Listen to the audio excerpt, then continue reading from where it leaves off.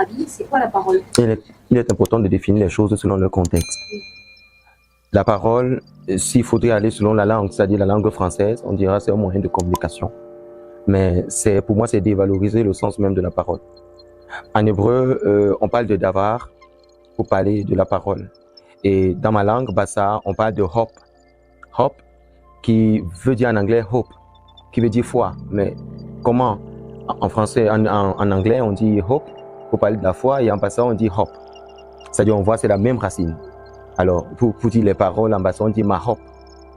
Alors, est-ce qu'il y a une synonymie, ou est-ce qu'il y a une bijection, est-ce qu'il y a une ressemblance? On va voir cela tout à l'heure. Il est important de définir la parole selon une vision purement mystique. Parce que ce n'est que par là qu'on pourrait comprendre ce que c'est. Alors, dans la bouche d'un homme, on a ce qu'on appelle un palais et on a ce qu'on appelle des dents. Lorsqu'on atteint la majorité de son âge, on obtient ce qu'on appelle 32 dents. Nous avons ce qu'on appelle au départ les dents de lait. Après, on a ce qu'on appelle, qu'ils appellent aussi les dents de sagesse comme ils veulent. Et après, l'homme atteint 32. 32, c'est quoi? C'est les 32 voies de la sagesse mystique. C'est-à-dire quoi? À chaque dent, il y a une représentation ou une chambre dans le monde spirituel. Après cela, nous avons ce qu'on appelle la langue. Je ne voudrais pas aller dans les définitions selon la Bible. Et on a aussi ce qu'on appelle le palais, sur lequel la langue tape. Alors, s'il faut parler de la parole, il faut voir le processus de la parole dans l'évolution d'un homme pour pouvoir définir ce que c'est. Parce que je dirais que la parole est une énergie qui, en réalité, comporte toutes les informations dont nous avons besoin. Le reste de l'expression qui entre dans ce qu'on appelle l'expression faciale ou les mouvements de la bouche ou dans le sens de sortir ce qu'on appelle un vocable, c'est-à-dire on a des consonnes et des voyelles qui s'agencent et on a finalement ce qu'on appelle un ensemble de mots. Il faudrait commencer à la base à la naissance d'un enfant pour comprendre ce que c'est. Alors l'enfant fait 9 mois dans le ventre de sa mère, ça s'appelle les os de l'oubli. C'est-à-dire pendant qu'il est dans le ventre de sa mère, il fait 9 mois. Pendant ces 9 mois, il lui est interdit de parler. Pas parce qu'il ne sait pas, pas parce qu'il ne peut pas. Tout simplement parce qu'au moment où il est demandé à l'enfant de se taire, c'est le moment où l'enfant est en train d'être enseigné. C'est pour ça que chez nous en Afrique, dans nos traditions, lorsqu'un ancien parle, on ne coupe pas l'ancien. C'est-à-dire l'enfant dans le ventre de sa mère, il reçoit des informations spirituelles qui ne demandent pas à ce qu'il s'exprime, qui ne demandent pas à ce qu'il parle, qui n'ont pas besoin pour lui de pouvoir interrompre celui qui l'enseigne. D'autres vont parler d'un ange, mais moi j'ai l'habitude de dire celui qui, ou tout au moins ceux qui forment l'enfant dans le ventre, ce sont ses ancêtres qui viennent à donner chacune des parties de cet enfant et de constituer son intelligence. Lorsqu'il sort de ce ventre, on remarque quelque chose. Il est animé d'un souffle. Il est animé d'un souffle et ce souffle-là s'exprime par deux choses. La première des choses, lorsqu'un bébé sort du ventre de sa mère, il est important que l'enfant il pleure. Alors, si l'enfant ne pleure pas, le médecin fera à l'enfant une tapette et cette tapette fera ce que l'enfant il va pleurer. Et lorsque l'enfant pleure, qu'est-ce que cela signifie? C'est la rupture entre le monde spirituel, celui qu'il voyait, et le monde physique. Parce que vous devez savoir quelque chose, c'est que la parole, elle ferme la vision spirituelle. C'est-à-dire, plus un individu il parle, moins il voit. Et plus il parle, oui, et plus il parle des choses qui ne relèvent pas de la spiritualité, des choses fausses, c'est ainsi qu'il devient de moins en moins spirituel et le monde spirituel se ferme à lui. Ce n'est pas le désir de l'homme de se connecter au monde astral, c'est le monde astral qui décide de faire entrer qui il veut. Tu peux être animé d'une volonté de vouloir voir de l'autre côté, mais on regardera toujours ton cœur et un ensemble de mécanismes pour ça. Alors lorsque l'enfant il pleure, ça marque la fin, parce que quand il pleure, il voit. Qu'est-ce qu'il voit?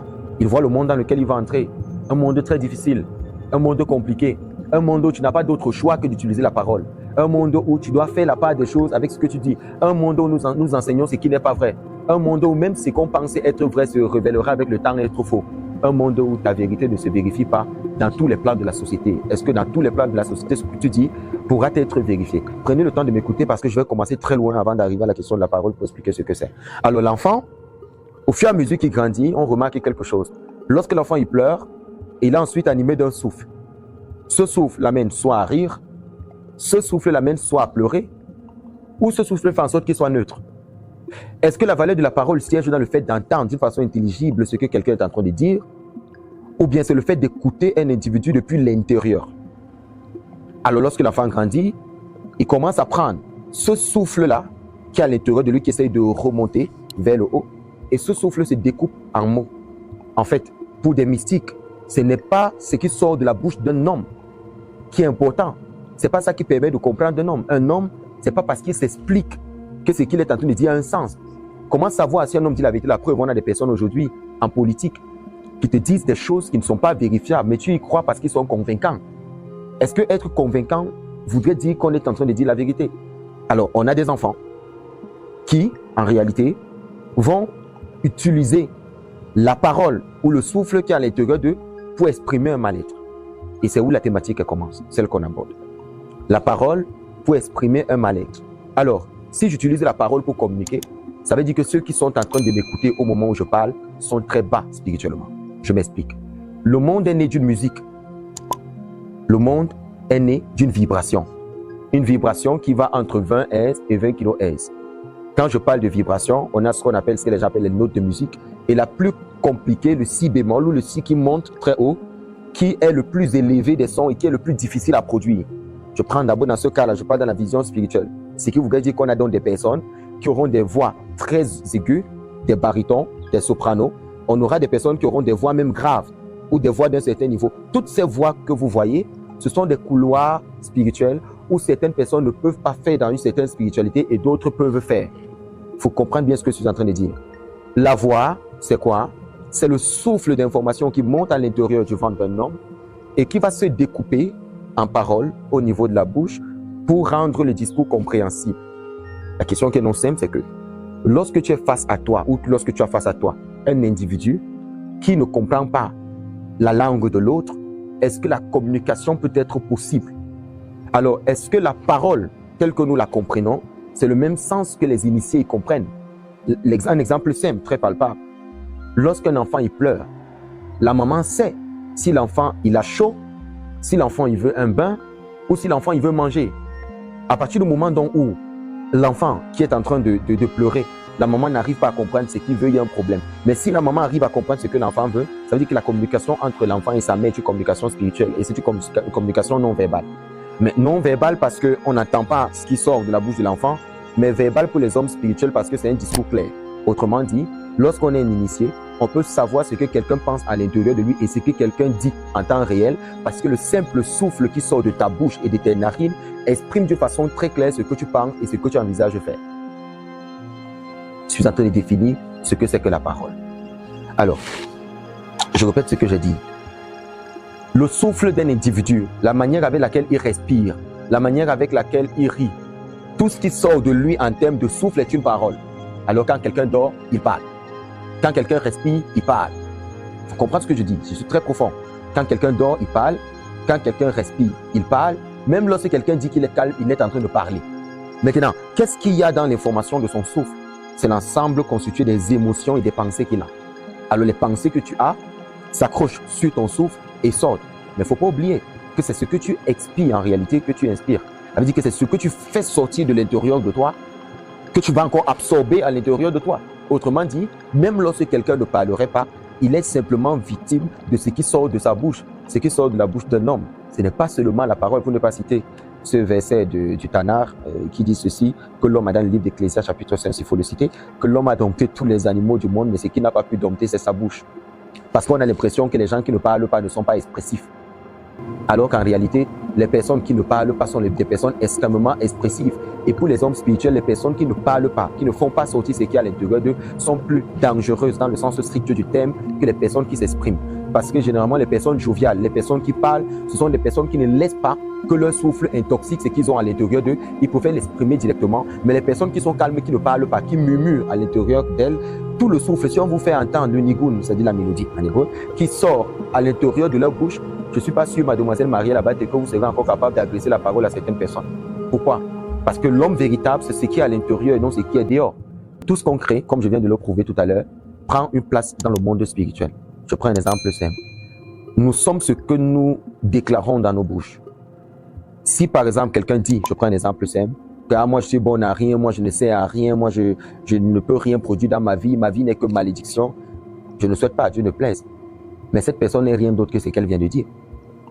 En fait, tu ne présentes pas un état de ce que tu es, tu présentes un état de ce que tu seras et ce que tu resteras. Parce qu'en réalité, si quelqu'un il dit que moi, à tout ce que je fais échoue, vraiment ça ne me vaut pas la peine, tout ce que je fais ne donne pas, il fait plus qu'une prophétie dans sa vie. En fait, qu'est-ce qui se passe avec la parole? Ce qui se passe, c'est que la parole est un égrégore. C'est-à-dire une force spirituelle qui est créée pas des pensées positives ou négatives, mais une fois qu'on a des pensées communes et qu'on a un but et qu'on a une volonté, on crée un logiciel spirituel au-dessus de nous qui reçoit les énergies chaque fois qu'on respecte les clauses de nos ententes et qui nous restaure cette énergie après. Imaginez un instant, mademoiselle Marie Labaté. Il est impossible aujourd'hui, ça je le dis souvent, d'aider les Africains. Il est impossible d'aider les Africains pour cette raison la plus simple. Les Africains aujourd'hui, par le fruit de la colonisation et tout, ont perdu tous les repères et ont réussi à être formatés à un niveau où les Africains n'ont pas confiance en eux. La confiance commence déjà parce qu'ils sortent de ta propre bouche. Vous rencontrez des personnes au XXIe siècle qui ne parlent que des choses négatives dans leur bouche. Mais ils pensent qu'en le faisant, vous ne pouvez pas sauver quelqu'un qui a envie de mourir. Ça, c'est pas possible. Quelqu'un qui a envie de mourir, on ne peut pas sauver la personne. Et on n'a pas de compassion pour quelqu'un qui veut vivre dans la négativité. Regardez un instant, vous rentrez chez vous le soir et vous avez peut-être un enfant. Et cet enfant a cassé peut-être votre téléphone ou un verre dans la maison. L'enfant va arriver, l'enfant vous dit, papa, pardonne-moi, j'ai cassé le verre. Vous allez pardonner l'enfant.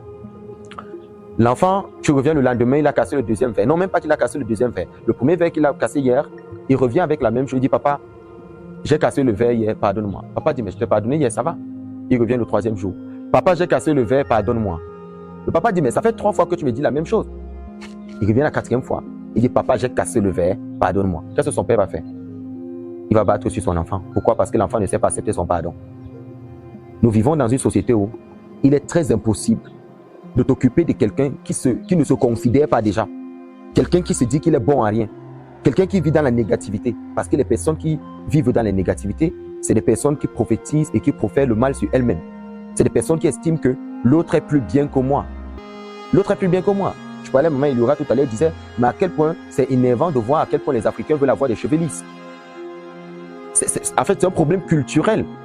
C'est-à-dire que les Africains, on est habitué, c'est si nat. Et une femme est très belle, avec ses nattes sur la tête, avec la texture de ses cheveux, elle est très jolie avec, elle est très belle.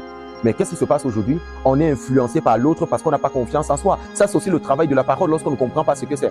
Ça crée un égrégore autour de nous qui nous donne une nature.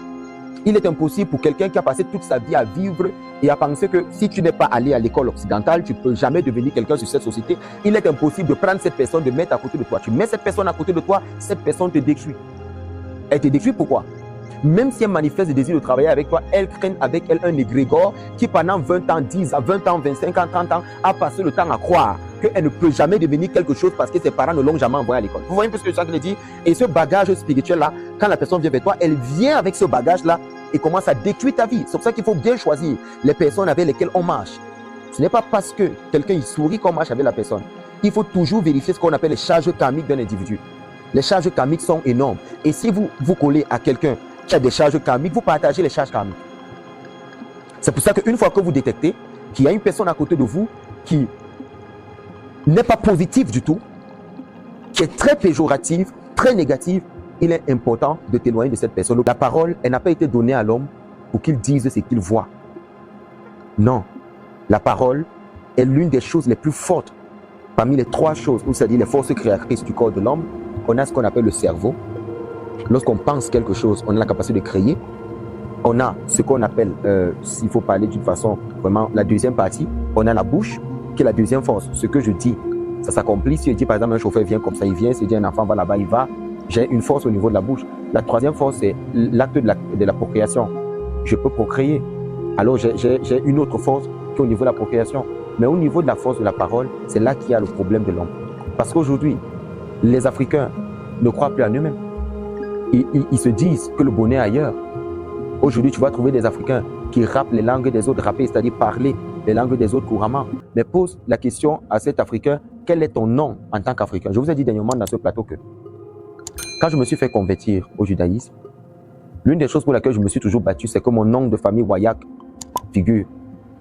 Pourquoi? Parce que si même l'autre là m'avait été ôté, je ne suis pas sûr aujourd'hui que je pourrais encore me connecter à mes ancêtres. Parce que c'est ça la force du nom. Lorsque le nom d'un individu change, sa personnalité change. Ce n'est plus la même personne. C'est un autre hibou qui est en train d'intégrer de lui.